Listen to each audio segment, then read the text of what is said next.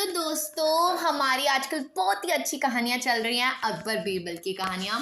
तो आज मैं एक इंटेलिजेंट वाली कहानी लाई हूँ, बहुत दिमागदार कहानी। वैसे बीरबल तो था ही दिमागदार, और आज है उसकी एक दिमागदार कहानी, सबसे बड़ा हथियार। अगर आपको वीडियो अच्छी लगे तो वीडियो को लाइक कर देना और चैनल को सब्सक्राइब कर देना।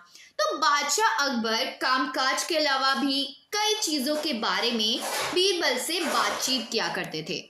ऐसे ही बैठे बैठे एक दिन बादशाह ने बीरबल से पूछा कि इस दुनिया की सबसे बड़ा हथियार तुम्हारे हिसाब से कौन सा होता है।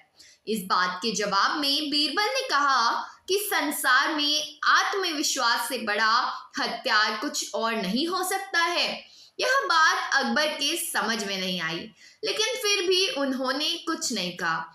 उनके मन में हुआ कि सबसे आने पर इस बात की परख की जाए, मतलब समय आने पर इस बात की परख की जाए। कुछ दिनों बाद राज्य में एक हाथी बेकाबू हो गया। पता करने पर समझ आया कि वो पागल हो गया है। उसे कर्मचारियों ने जंजीरों से पकड़ लिया था। इसी खबर जैसे ही बादशाह को पहुंची तो उन्होंने सीधे महावत से कहा कि जब भी तुम्हें बीरबल आता दिखे तो हाथी की जंजीरों को खेल देना। यह सुनकर महावत हैरान हो गया, लेकिन बादशाह का आदेश था, इसलिए सिर झुकाकर चला गया। अब अकबर ने बीरबल को महावत के पास जाने के लिए कहा। महावत ने भी बादशाह के आदेश का पालन करते हुए बीरबल को आते हुए देख हाथी की जंजीरें को मुक्त कर दिया। बीरबल की इस बात की खबर नहीं थी, इसलिए वे आराम से चल रहे थे। तभी उनकी नजर चिंगारते हुए हाथी पर पड़ी।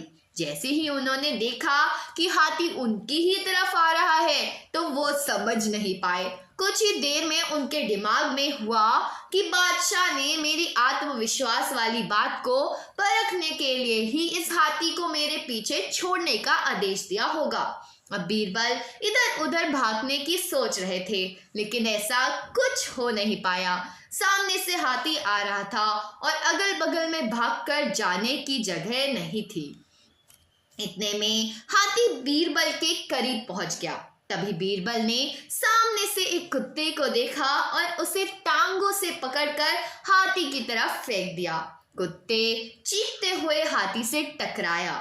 उसकी ऐसी चीजें सुनकर हाथी वापस उल्टी दिशा में भागने लगा। कुछ ही देर में इस बारे में बादशाह अकबर को पता चला। तब जाकर उन्होंने माना कि आत्मविश्वास की मनुष्य का सबसे बड़ा हथियार है। तो कहानी से सीख मिलती है, हर किसी की बात पर यूं ही भरोसा नहीं करने चाहिए, बात की जांच और परख करना जरूरी है।